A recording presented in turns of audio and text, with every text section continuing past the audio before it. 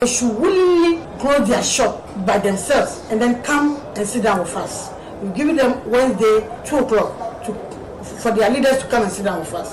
So that what we have, we will tell them. Another standoff between Ghanaian and Nigerian traders at Abosokai unfolds. We have updates for you here on Eyewitness News. And there's also business news later, the headlines. Ghana ruled out of U.S. Millennium Challenge Compact aid in 2026 over debt restructuring. And we also have the Black Stars game here tonight against Chad instead of the regular point blank that we bring you on Eyewitness News. So the Citi sports team will be joining us later for analysis and commentary. Eyewitness News is live across Ghana on a host of affiliate stations. So Juby will tell us how you can listen to Eyewitness News if you're driving out of Accra. If you're in the Western region, you can tune into Beach 105.5 FM and Sky 93.5 FM, both in Takrade. In the Bono region, tune into Greener 95.9 FM in Sunyane. In the Ashanti region, you can tune into Agrieved 99.9 FM in Inkaria. In the Volta region, we're live on Heritage 107.3 FM in Hohoi, and in Sogakope, it's Freedom 88.1 FM. In the northern region, tune in to Radio Gaki 88.3 FM in Saboba. In the upper east region, tune in to Quality 88.7 FM in Garu. And in the northeast region, we're live on Nobia FM 98.1 FM in Nalerigu.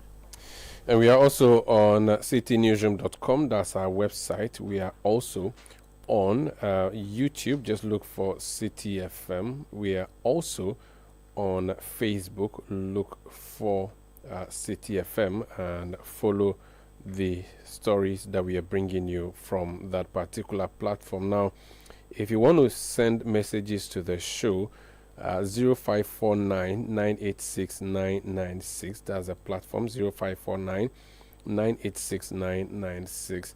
You can also go on Twitter, now known as X, and send me messages using the hashtag Eyewitness News. Mention me at Umaru Sanda or at Citi973. Now, the Acting National Service Authority boss has been reassigned. His deputy, Ruth Sedo, has taken over as the acting head. The story is on our website, channel1news.com. And it says the Acting Director General of the National Service Authority, NSA, Felix Jemfi, has been reassigned to the Ministry of Finance with immediate effect. The move comes less than 7 months after his appointment as head of the authority in January 2025. No official explanation has been given for the sudden reassignment, which has triggered speculation within the public sector circles. Sources at the Jubilee House suggest the decision forms part of a broader government reshuffle aimed at aligning key personnel with its economic management priorities. Ruth Della Sedo, the Acting Deputy Director General of the National Service Authority, is expected to assume leadership of the authority in acting capacity, ensuring continuity in operations as the transition takes effect. During his short tenure at the NSA, Mr. Jemfi spearheaded reforms to streamline administrative processes, improve deployment systems, and strengthen collaboration with private sector institutions to widen opportunities for service personnel. His reassignment leaves the NSA without a substantive leader at a crucial moment as preparations continue for the next batch of national service postings. So that's the story on the face of it. But let's go behind the headlines and speak to someone who produces headlines every day. He is editor of a newspaper known as The Herald. His name, Larry Alans Dogbe. He's joined us on the line. Sir, you're welcome to Eyewitness News. Larry, good evening. Hello? Larry, can you hear me? Yeah, I can hear you. Great. How are you? I'm okay. How about you? I'm all right.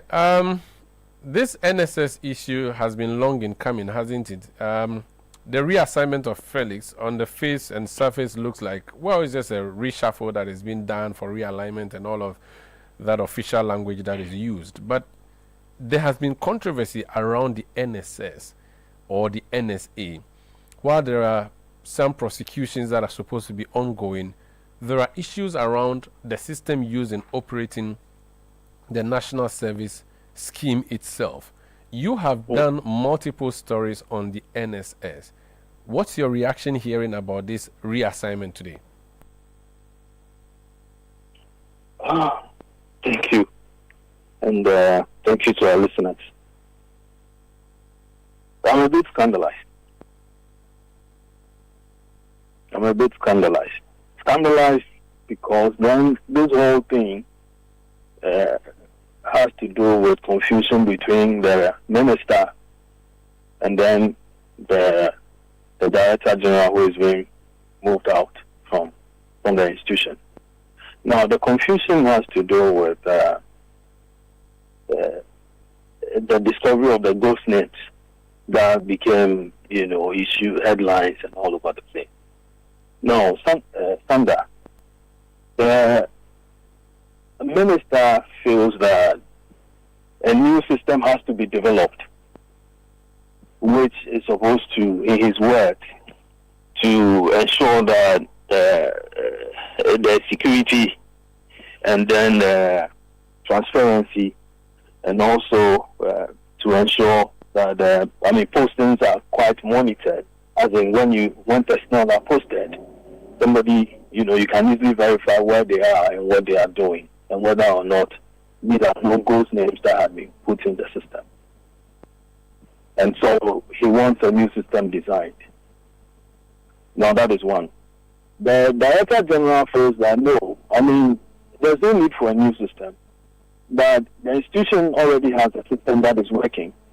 But then it has to be tightened up such that nobody would be able to penetrate it with ghost names. The ghost names don't come from anywhere. It is people within the institution that input the ghost names. So you can have another company coming in and still there will be ghost names in there. However, the existing infrastructure, which had cost, over millions of Ghana cedis. At the last count, they were running close to, almost 100 million Ghana cedis. That rather should be tightened up. And in his argument, in a letter that I have cited, his argument was in line with the BNI report. His argument was in line with the Auditor General's report. His argument was in line with KPMG report. The minister, on the other hand, feels that no, that is, he wouldn't go by that particular one, and that a new one has to be developed. Now, the controversy is here, where the company that the minister is pushing has been traced to a friend, belongs to his friend. Okay, first of all, when you say minister, which minister or ministry supervises They're talking about the youth, Ministry of Youth Development and Empowerment. Pablo? Yes. So he's a supervising minister for the NSS. Precisely. So then the argument is being made that the company he's pushing for belongs to his friend. And that he and this gentleman had worked at somewhere called Kokonomi, from the same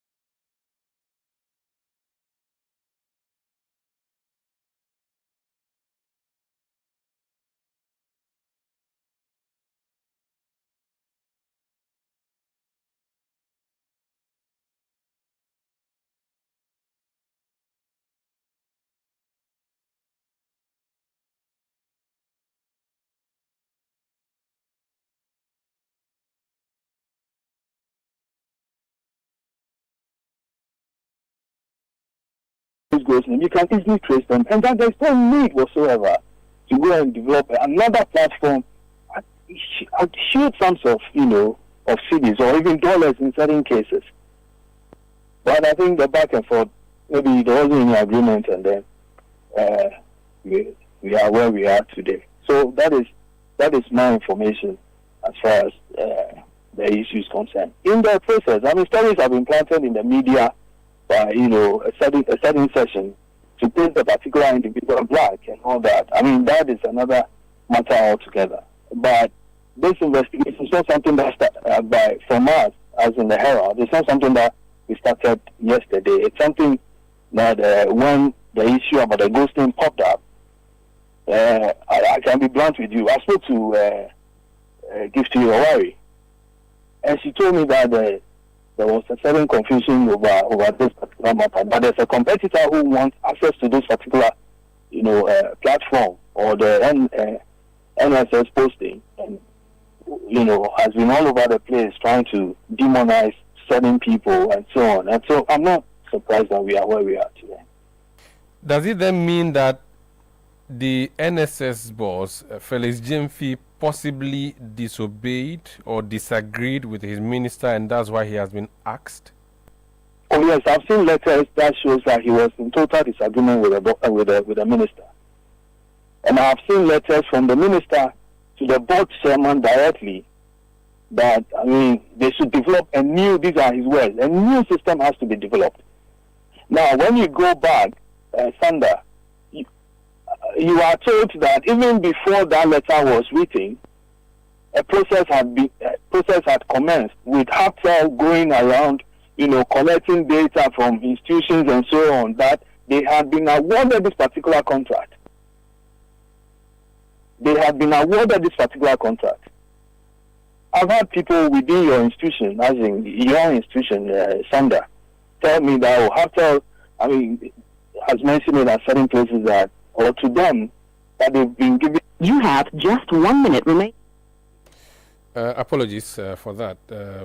We'll try and re-establish contact with Larry Alans Dogbe, who is editor of the Herald newspaper. We are trying to get the story behind the headlines in relation to the NSS, the National Service Scheme or National Service Authority, whose head has been removed. Felix Jemfi has been removed and sent to the Ministry of Finance.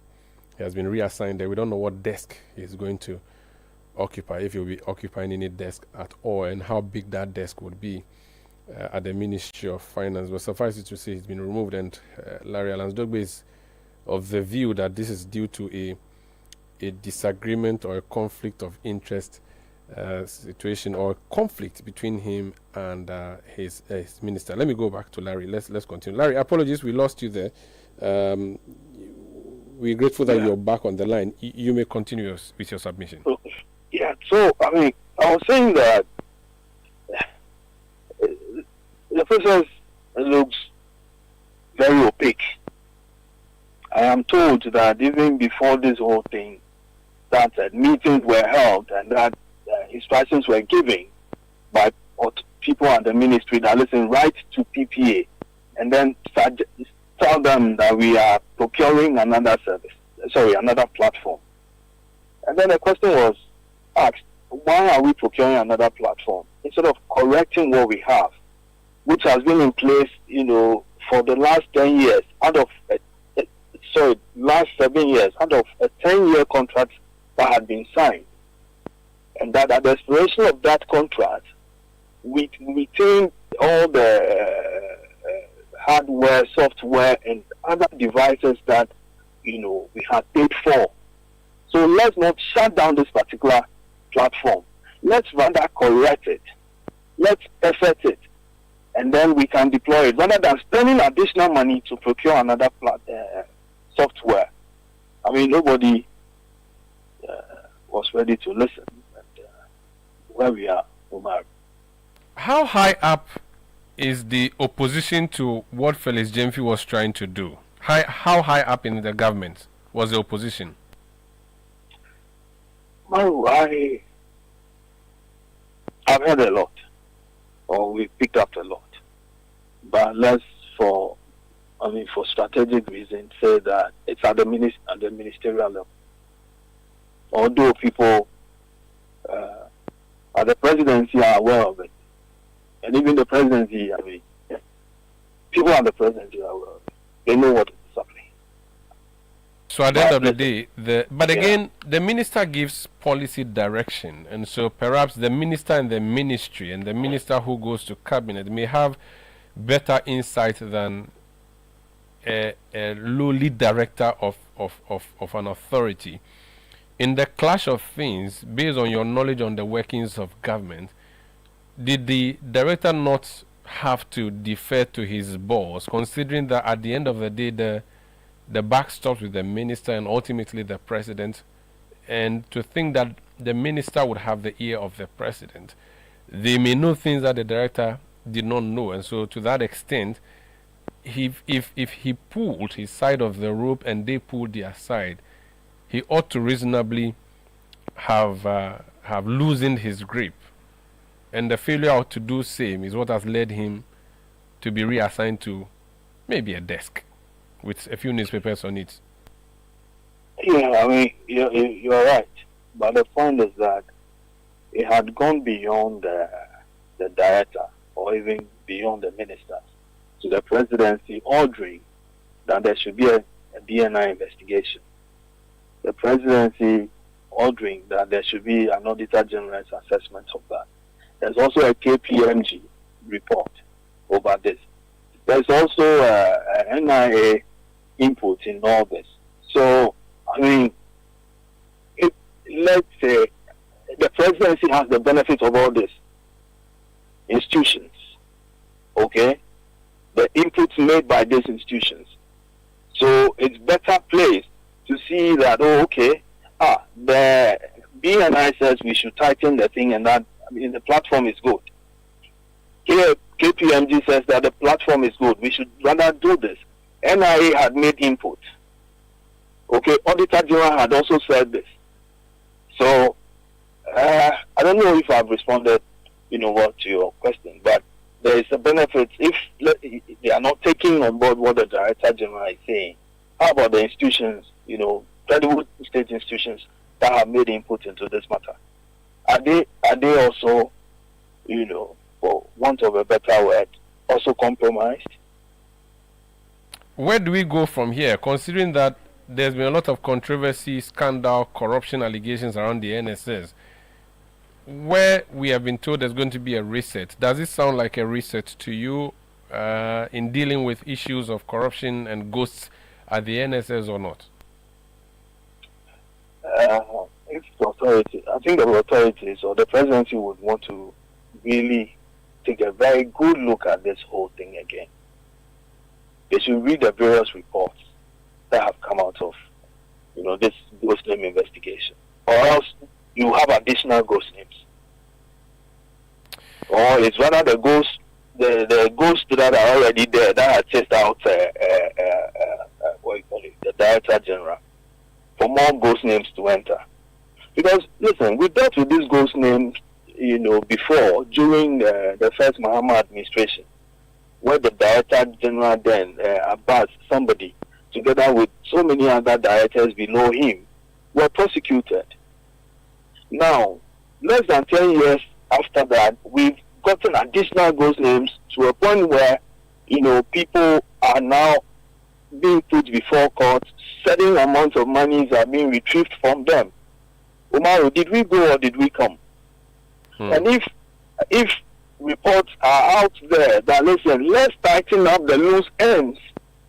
Somebody says we are not interested in that one. Let's throw that one away and go and procure another service from somebody whose expertise we don't know. The whole thing is not even going through any competitive tendering. Yet we are supposed to buy into it.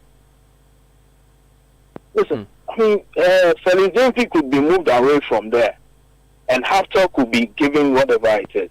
But at least we will be back here. Let's mark this day and keep it holy. We will be back here talking about ghost names again. Because, Umaru, and maybe be America. Let's leave it here for now. Thank you so much for speaking to us. You. Larry Alansdogbe is editor of the Herald newspaper. Let's speak to another person who is not directly an editor but has an editor under him. Suleiman Abrahima, he heads the Media Foundation for West Africa. They have an investigative wing known as the Fourth Estate. It's a media house that has been engaging in publications. That media house has been publishing what it calls corruption scandals and revelations from the National Service Scheme. What does he make of that? Mr. Brahma, welcome to Eyewitness News. Thank you for having me. How are you receiving the news of the reassignment of the acting head of the National Service Authority? Well, I think that is not surprising given the kinds of developments that were happening. And I believe that any leader who wanted to see a proper reform happening at the NSS would have been maybe tempted to make the same decision. So I'm not surprised. So you think it is positive? It is in good direction? Well, I think so, because I really couldn't understand why there was that incessant attempt on the part of the the acting director general to defend that particular digital platform. That certainly was part of the problem that we had revealed in terms of the monies that had been lost through this gold name scandal. And he was determined to defend it, and it was, for me, untenable. What if, in his view, it was fixable? Perhaps that's what he was working on, to fix it. No, you see, Mario, the point is that this is a platform that was created by the company Impact Technology for National Service Authority. And it's not as though it was a platform that was created and handed over to the authority. It was created, owned, and managed by the same company. And at some point, people say, "Oh, well, it is not the platform, but it was the people who were operating it." But if the same people who are operating it are going to be the same people, how do we trust that this time around the right things will be done? And for me, a platform that is involved in a scandal with millions and millions and millions of CDs, if you want to restore credibility and trust within the authority, you don't say that you are going to work with that same digital platform. When a new one can easily be created and rolled out, why would you want to stick with a platform that was infested with ghost names that now we are being told we have people who are even more than 1,000 years on it? I mean, what kind of credible platform will not flag that kind of dating system? Omar, we all fill forms every day. If you go and fill form and you mistakenly input data that suggests that you are 1,000 years old, I mean, the system will flag it and tell you that no, this is not possible. But we had a system that is containing people whose date of birth indicates that they are more than 1,000 years old. Some even have negative 3,000 years enrolled. And then you say that this is the same system you think is fixable, you want to work with it, and so on and so forth. What's the reason? There couldn't have been any tenable reason for anyone to want to defend the system. I just finished speaking to the editor of the Herald newspaper, Larry Alansdogbe. He is worried about issues relating to the way that the one company was chosen over the other companies in bringing this new system on board. And he also shares with me a publication that he did, in which publication Felix James Fee has defended this particular platform, saying that it's been a platform that has been robust for the past 7 years and has been at the forefront of exposing a lot of challenges within the system. Why are we not sticking with that? Why do we have to change? If someone has manipulated a system, remove that someone but leave the system. That's a view. No, but how do you remove that someone and leave the system? As I am saying, if it was a system that was built and handed over to National Service, then you would say that, well, the people at National Service manipulated the system. But this was a system that was built, owned, and operated by the company that built it. That's number one.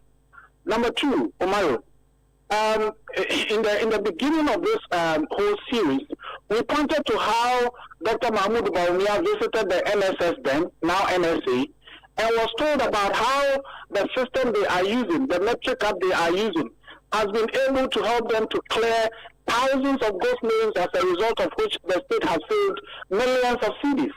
And in fact, during the campaign, Dr. Bawumia was using the National Service story as the golden standard of how the Ghana card has been integrated in a digital platform to ensure that ghost names are cleared.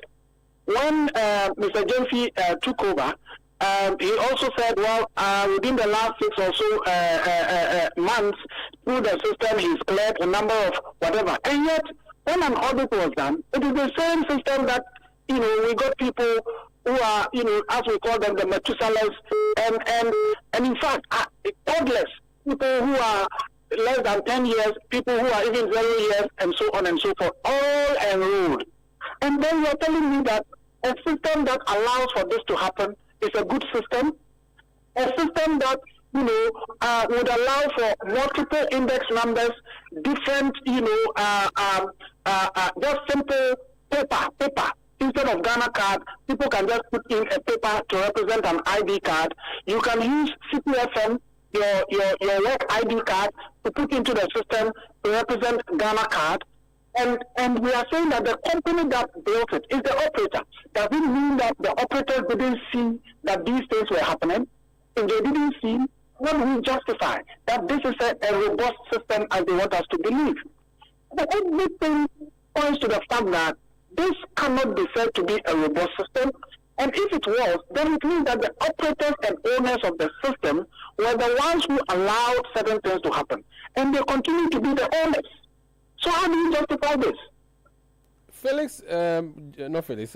Dogbe just said to me that the company that has been chosen instead is Haptel to do this particular work. And he is concerned about what he describes as a conflict of interest situation involving the minister for the sector. Are you aware of the contract around Haptel and whether or not Haptel has even been given this contract and how transparent this is?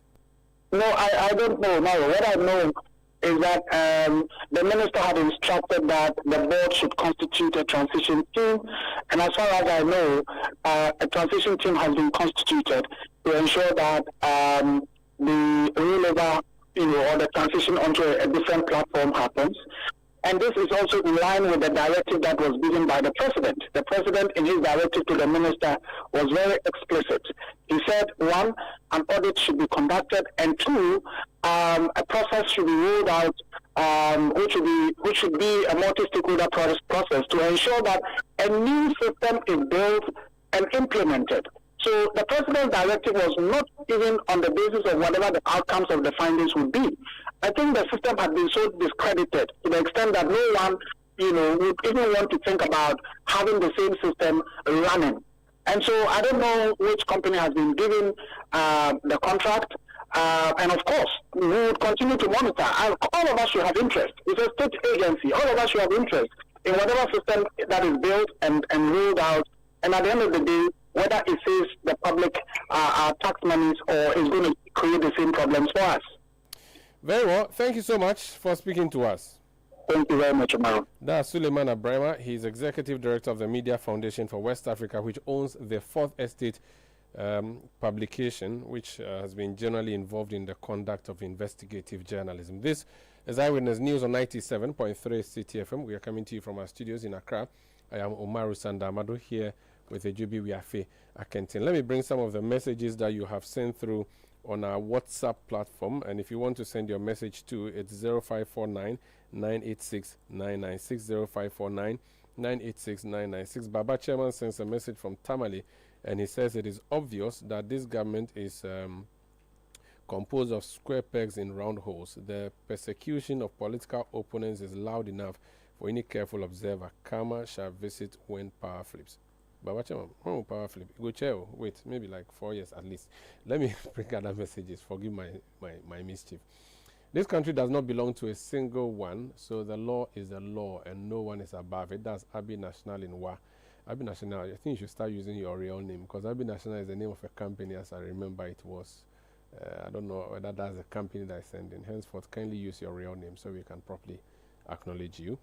Akapor Jr. in Hafomim says, when would the scandalous activities which occurred at the National Service Authority be over? Stringent measures must be put in place to avert this annual corruption over there.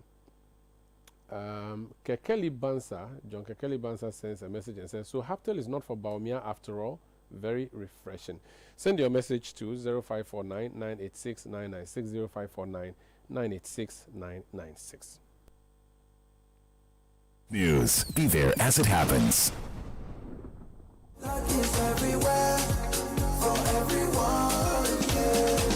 The winning season is back, but this time I am collecting the wins like Jollof at a wedding. The luckiest season 3 is here. Your chance to flip your luck or maybe your bank account too. 2 easy ways to join. Dial *712#. Hit 1 to buy for you or 2 to gift a friend. Feeling lucky? Pick 1 for a random number or hit 2 to choose your own. Pay with mobile money. Done. You're in. Or go to the luckiestafrica.com, click community tickets, choose your number or let the system do so for you. You can buy a ticket for your boo or your favorite barber. Pay with Momo or card if you're abroad. 1 ticket could turn your 1 Ghana cedi into 500 times more. And the whole community could win 10 times over. Dial *712# or log on. Let's get lucky together because luck is everywhere. Play responsibly. Not for persons under 18 years. This promotion is regulated by the NLA on the Caritas platform. Oh, jump on now. Go. Gugomi, and what time when you come back where I don't hear the sound of your car? Why you buy new car? No, I not change my car. It be the same, right? It be the fuel way I change. Way one shouts it. Ever since I started using the all-new Excellium Premium Fuel, fortified with 3-in-1 action. Oh, Joe, now my car they run like electric car. No, so this is the type of fuel where they want to. Because now engine they cost. Where they want for way if I buy it, it go protect my engine. And with the small way I buy, I go drive star. Absolutely. It's like strapping a turbocharger to your engine and giving it a protector. And what they bust my mind self be the 3-in-1 action, no? Excellium they prevent up to 99% of deposit. It be anti-wear, some be anti-corrosion. Won't pay when I open it. Hey, so where can I find this magical fuel? Just head over to any Total Energy service station and your car will thank you. Hey, they make a finish my gobe fast, then rush go Total Energies. My friend, but why you hand my gobe inside? I give you info. Make a fill the gobe too small. Go! Excellium is designed to protect your car engine, decrease fuel consumption, and lower CO2 emissions. Don't say fuel, say Excellium. Choose Excellium, choose quality. If you know these sounds, you didn't just live through the 90s. You lived the experience. Back then, connection took minutes. Today, it takes a blink.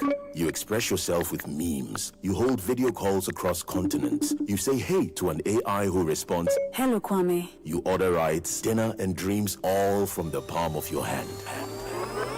A lot has changed, so have we. For over 3 decades, EcoBank has evolved with you, leading digital banking in Ghana and across 33 African countries, pioneering solutions built around how you live, move, and dream today. From our express points to EcoBank Pay, online banking, and the mobile app, we are where you are. Here for today, ready for tomorrow. Now, that's change. Powered by EcoBank. EcoBank, a better way to bank your way. EcoBank, the Pan-African Bank. Let your voice be heard on Eyewitness News on Facebook at facebook.com/Citi97.3, Twitter at twitter.com/Citi973, and Instagram at instagram.com/Citi973 with the hashtag Eyewitness News. Yeah, welcome back. This is Eyewitness News on 97.3 Citi FM. Let's talk about some arrests that have happened now. AGB? The Bono Regional Chairman of the New Patriotic Party, NPP, Kwame Bafo, popularly known as Abronye, has been arrested by the police. Details regarding the reason for his arrest remain unclear. Abronye, known for his outspoken political views, had last week formally requested political asylum in 8 countries, including Cote d'Ivoire, the United States, France, Italy, Canada, Spain, the United Kingdom, and Germany. He cited consistent escalating political persecution, threats to his life, and systemic abuse of state security powers by the current government of Ghana as reasons for seeking protection abroad. Armed police also reportedly searched the residence of former NPP youth organizer Moses Abo on Sunday, but did not find Abronye. Away from that, the Abosokai Spare Parts Dealers Association has given a 3-day ultimatum to foreigners engaged in retail trading within the hub, demanding that they shut down their shops or face enforcement action. According to the association, the activities of these foreign traders contravene Ghana's investment laws, distort competition, and threaten the survival of local businesses. Addressing the media in Accra, the General Secretary Gifty Lovelock warned that the group will not hesitate to enforce Section 27 of the GIPC Act 2013 through its citizens' arrest if authorities fail to intervene. We have seen that the foreigners are disturbing us. Government has come, government has gone. They've not been able to do anything about this issue. And this is affecting we, the members of Abosokai here.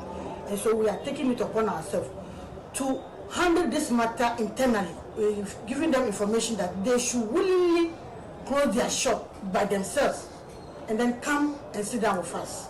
We've given them Wednesday, 2 o'clock, for their leaders to come and sit down with us. So that what we have, we will tell them. And you all know that petty trading is for Ghanaians and Ghanaians alone. And so they cannot come and do petty trading with us here. Their own is to come and supply and go. So we expect them to do that. They should just come, supply, and then take your money and go. But they should not come and do petty trading here with us. We will not allow that. It's been going on for too long. And this time, it's becoming too much. Yes, it's affecting us because they have their own way of bringing the goods without passing through the approved way. Gifty Lovelock Nafiano is General Secretary of the Abosokai Spare Parts Dealers Association. Now, a former member of the Judicial Council, Elizabeth Ohene, has condemned the removal of Chief Justice Gertrude Tokonu, describing it as a short-term, high-handed enterprise that will have lasting consequences for Ghana's democracy. In an opinion piece titled "The Third Arm of Government," Elizabeth Ohene cautioned that the country shall live to regret the removal of the Chief Justice. Here are excerpts of Elizabeth Ohene's opinion piece read by Neela Latte. I would have thought that those who care about the separation of powers and who are keen for the judiciary to be accorded the same dignity as the two other arms of government would be keen to have problems within the judiciary resolved within the judiciary. I would have thought that members of this third arm of government would want administrative issues within the judiciary to be resolved within their own realm. I hear that there are quite a number of members of the judiciary who say they have no sympathy for CJ Tokonu because she is said to be too hard. Let all such people keep in mind that today it is Gertrude Araba Esabasaki Tokonu that is being tossed out, but in truth, the entire judiciary of Ghana, the third arm of government, has been fatally undermined. Something tells me we shall all live to regret this short-term, high-handed enterprise. For very good reasons that I agree with, by convention, the membership of the Judicial Council is not publicized. If I am breaking any laws by writing about the things that I got to know as a result of having served on the Judicial Council, I plead guilty. We are in extraordinary times. It isn't every day that a Chief Justice is removed. Those were excerpts of an opinion piece by former member of the Judicial Council, Elizabeth Ohene, read by my colleague, Neela Latte. Now, the aggrieved newly posted teachers say it will stage a demonstration on September 23 to protest delays in the payment of their salaries. The group, made up of graduates from colleges of education and universities, say its members have gone unpaid for 12 and 8 months respectively.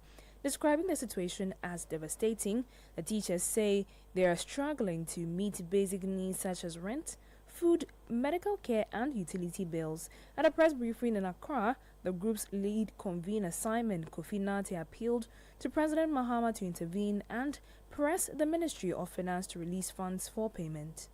Is it a crime to be a teacher in Ghana? No. Who have we offended? No. This situation is unacceptable. Teachers cannot continue to serve without pay while the state benefits from our labor. We are human beings with families, responsibilities, and dignity. We know that His Excellency John Dramani Mahama, the President of Ghana, is a listening president. We humbly call for his urgent intervention to ensure that the Ministry of Finance releases the necessary funds to pay our arrears and salaries without further delay. We are hereby giving notice that if by the end of September 2025, we are not issued our staff ID numbers, validated and paid our salaries and arrears, we will stage a massive demonstration on the principal streets of Accra to register our displeasure and the hardship we are going through. Finally, we wish to inform the general public that after today's press conference, we will proceed to petition the Trade Union Congress, the Christian Council of Ghana, the Office of the National Chief Imam, the Islamic Clerics, the Catholic Bishops Conference, and other civil society organizations to add their voices to our plight. We are here to appeal passionately for fairness, justice, and the immediate relief of our long overdue salaries. You heard lead convener for the aggrieved newly posted teachers, Simon Kofi Nate. The National Association of Graduate Teachers, NAGRAT, is calling on government to enact and strictly enforce laws to protect teachers from violent attacks in schools. Speaking in Ho at the Volta Regional Delegates Conference of NAGRAT, the association's Vice President Jacob Anaba warned that teachers may be forced to defend themselves if such laws are not put in place.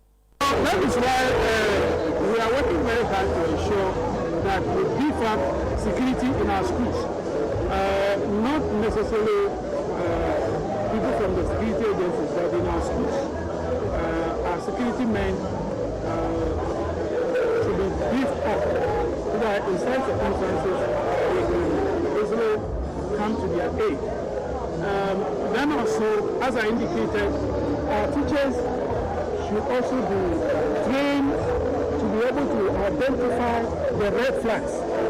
When you are the next safety conscious, if a student are planning to attack or any single student will attack, you see the red flag. So these are the measures. Jacob Anaba is Vice President of the National Association of Graduate Teachers, NAGRAT. Meanwhile, the Volta Regional Director of Education, Francis Yawo Agbemadi, told Citi News that steps have already been taken to strengthen security in schools and prevent such incidents.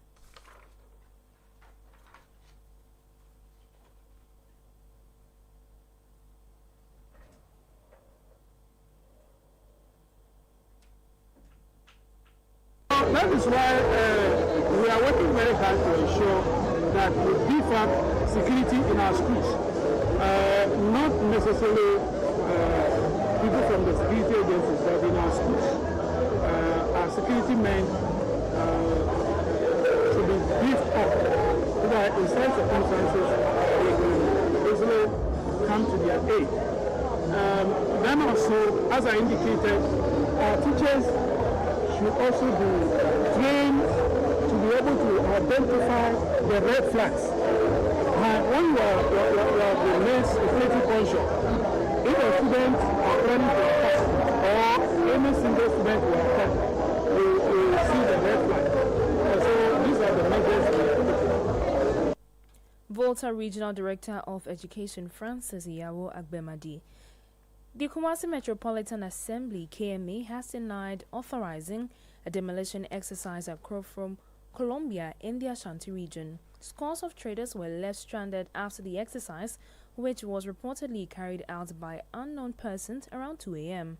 The operation destroyed dozens of shops along with goods and personal belongings. Speaking to Citi News, the KMA's public relations officer, Henrietta Efia Konedua-Boaje, assured that the assembly had no involvement in the incident.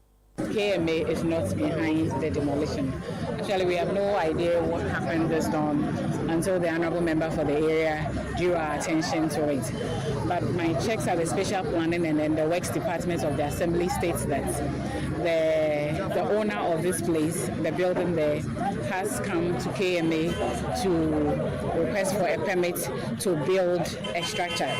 And having followed due procedure, the Assembly granted him the permit to build the structure. But he came and then he saw other things on the structure. And so by law, the contractor or the owner of the facility was supposed to come back or revert to the Assembly that the permits that have been given, some people or illegal people are on my structure, so that we will give you what we call the demolition permit. Or better still, we will have to come in ourselves, assess the situation, so that if we have to get rid of the people ourselves, we do that by our own. But then the person did not do any of them. What the person did was that he has gotten his permit, and so anything on it, by his own mind, he took it off. So it's not KMA that came to do the demolition, and if the perpetrators call themselves KMA people, they are not. Henrietta Fiakunedu Abuaje is Public Relations Officer for the Kumasi Metropolitan Assembly. Detailed news, unparalleled coverage. City News at 97.3 FM. It's your day off and you end up looking after the baby while your wife goes off to work. You realize you have no idea how to change a diaper. So you video call your wife. Hello, darling. Hello? Kojo, is everything all right? Everything is all right. I'm not seeing Topo. How do I change a baby's diaper, please? Kojo. Okay, first, put the diaper. The video call freezes. While you wait for the internet to catch up, the baby sprouts a fountain and wets the diaper. As you are getting a new one, your wife comes back online. Kojo, no! But I have to go and get a new diaper. What must I do next? I beg, quick. Open the front of the diaper. It's the side that has... Wow, look, the video freezes again. Abba. By now, you know where the conversation is going. There's no buffering in real life, so why accept it from your internet connection? Get connected and experience ultra-fast internet to your home, powered by MTN Fiber Broadband. From the Internet Masters. MTN, everywhere you go. Like a fiesta on my side. I'm all wrapped up, and all I think about is my pay. I get classic, I get bloody, I get stronger, also fruity. But of course, all not to take me longer. Still just skin, no. All I need is my extra pain. Doing so big, so I go for the glow up and keep the vibe 100 with no party plans. Fiesta, wrap it up. Wrap it up with Fiesta condoms. Comes in 9 different variants to spice up your game. Available in any pharmacy near you. Prevents STIs and unintended pregnancy when used correctly. This advert is FDA approved. The City Business Olympics is back. Already charging for the competition. You can see we're already charging. It's all about team building, networking, and staying healthy. Everything, be it football, be it basketball, be it Scrabble, be it Excel, we are there. Arm wrestling, we are there. Which game will your company participate in this year? Is it 7-a-side football, volleyball, swimming, basketball?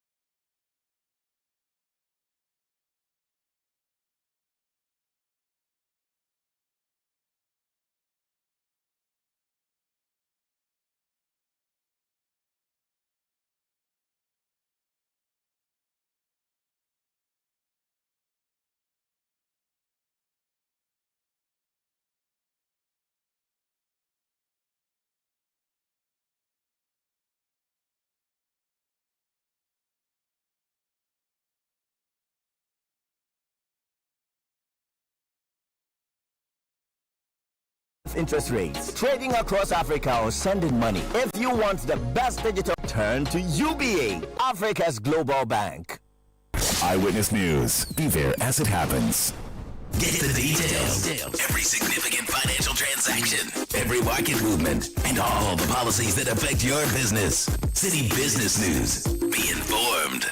Time now for Citi Business News on Eyewitness News. I am Ejubi Wiafe Akintin. Let's settle for the details. Ghana has been declared ineligible to receive foreign assistance from the United States under the Millennium Challenge Compact for the 2026 financial year.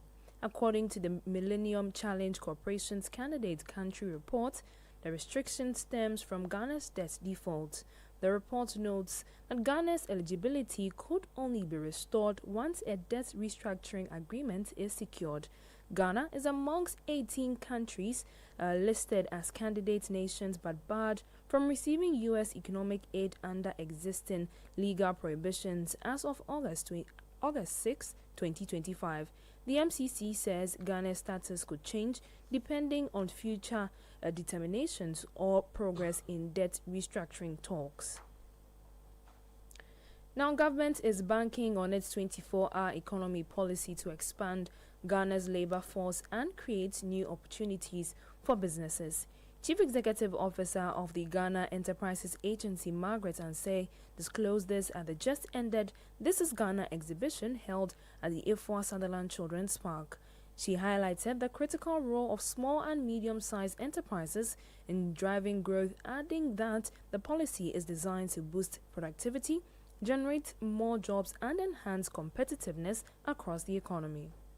We are the only government agency that has the mandate to promote and develop SMEs in this country. And Ghana's businesses, SMEs form 90% of Ghana's businesses.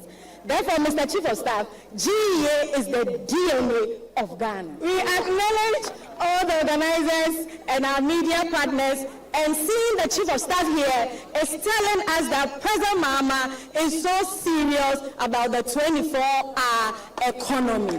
And we are using made in Ghana products, Ghanaian businesses to build, to produce, to create employment, because Ghana SMEs create 80% of Ghana's labor force. And by the 24-hour economy, I know we will go beyond the 80% we produce for ourselves and for the continent. Margaret Ansay is Chief Executive Officer of the Ghana Enterprises Agency, speaking at the just-ended and highly patronized This is Ghana exhibition by Channel One TV and Citi FM. South Africa's foreign minister is expected to arrive in Ghana in a bid to help ease growing tensions between MultiChoice and the Communications Ministry led by Samuel Nate George.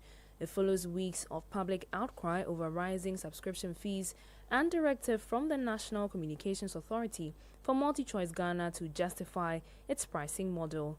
Already, the NTA, MultiChoice and other stakeholders are locked in high-level talks under a newly formed committee tasked with reviewing the fairness, affordability, and competitiveness of DSTV's charges. The committee is expected to focus on transparency in pricing while balancing consumer concerns with market realities. Now, the General Agricultural Workers Union is stepping up advocacy for stronger unions in seafood companies across the country. The move, it says, is to protect the welfare of fishers and boost their productivity. Speaking to the media after the opening of the Gawu IUF Seafood Workers Conference in Accra, General Secretary Andrew Adokwe Tego stressed the need for an organized voice to fight for fair treatment. The fisheries industry have suffered. When you take out a few fisheries companies like Tropo Farms, like West Africa Farms, where union structures have been created, most of them have no union structures. And so it is survival of the fittest. People go on sea and they work on sea. We don't have labor inspectors who go on the seas to inspect labor. And because of that, there is a lot of exploitation in the vessels. Now, through our other union, that is NUSPAO, we are creating systems at the place where workers have conditions of service, where workers have collective agreements, and they are working with the boat and the owners of the vessels to promote their safety. Andrew Adokwe Tego is General Secretary of the General Agricultural Workers Union. Acting General Secretary of the International Union of Food Association (IUF), Christian Braxton, also called on worker unions in Africa to strengthen regional cooperation to advance the interest of seafood workers. If we look at Africa, we see that in certain countries we have good policies. We can look at Ghana, where tripartite, the trade unions together with the government and employers have been developing policies to promote decent work within those sectors. While in other countries in Africa, those policies are completely missing. And by gathering here today, we can share best practices, we can learn from each other, and we can go back and we can strengthen those policies in our own national context. But at the same time, if we work on a regional level, this is how we build regional strength. And if we have a regional strength, we can also strengthen the global policies. Christian Braxton is Acting General Secretary of the International Union of Food Associations (IUF). And that's all for Citi Business News on Eyewitness News. I am Ejubi Biafe Akente. Many thanks for listening. Detailed news, unparalleled coverage. City News on 97.3 FM. Oh, jump on now. Go. Google me. And what time will you come back where I don't hear the sound of your car? Why you buy new car? No, I don't change my car. It be the same, right? It be the fuel where I change. Way one shouts it. Ever since I started using the all-new Excellium Premium Fuel, fortified with 3-in-1 action. Oh, Joe, now my car they run like electric car. No, it's so. This is the type of fuel where they want to. Because now engine they cost. Where they want for way if I buy it, it go protect my engine. And with the small way I buy, I go drive, sir. Absolutely. It's like strapping a turbocharger to your engine and giving it a protector. And what they bust my mind says be the 3-in-1 action, no? Excellium they prevent up to 99% of deposit. It be anti-wear, some be anti-corrosion. Won't pay when I open there. Hey, so where can I find this magical fuel? Just head over to any Total Energy service station and your car will thank you. Hey, they make a finish my gobe fast, then rush go Total Energies. My friend, but why you hand my gobe inside? I give you info. Make a fill the gobe too small. Go! And Excellium is designed to protect your car engine, decrease fuel consumption, and lower CO2 emissions. Don't say fuel, say Excellium. Choose Excellium, choose quality.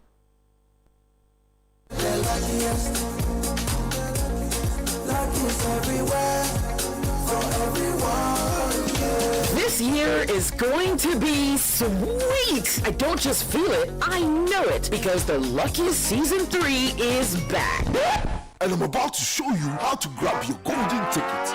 Just dial *712# and follow the prompts to purchase your ticket. Or go to theluckiestafrica.com, hit community tickets, and pick your lucky number. And let the system do its magic.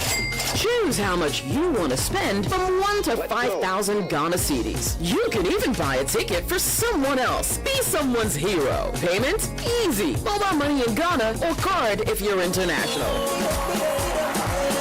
One ticket can turn 1 CD into 500 times more. That's much we love. Or your community will win 10 times more. So let's get lucky together, because luck is everywhere. Play responsibly, not for persons under 18 years. This promotion is regulated by the NLA on the Caritas platform. Are you feeling tired after a hard day's work? Have you lost your appetite even for your favorite dish? Viral Blood Tonic is a nutritionally balanced, pleasant-tasting tonic fortified with iron and vitamins to boost your appetite and energy levels for high performance. Viral Blood Tonic, easy to take and good for the family. Viral from Danex Iting Starwin PLC. If symptoms persist after 48 hours, consult a physician. This advert is FDA approved.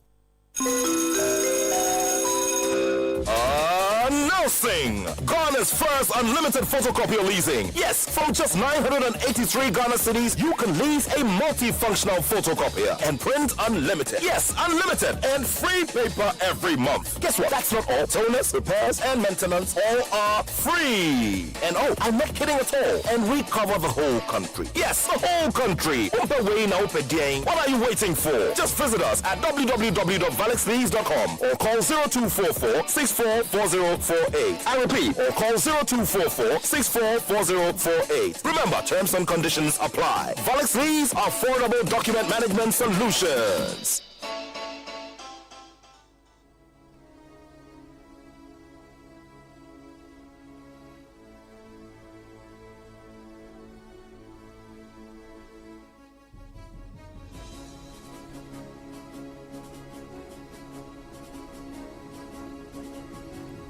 It's 29 minutes to 1900 GMT. This would have been point blank on Eyewitness News. Instead, you're listening to a different jingle. It tells you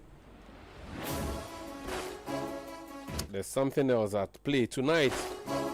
The Ghana Black Stars in action. And I do not have the competence to discuss that. So I'm withdrawing Eyewitness News and myself, Umaru Sandamadu, and the production team, Beverly London and Desmond Nyako, to make way for the Citi sports team to take over, give us pre-match analysis. Accra meets Bamako tonight, after Accra went to do something in Jamena.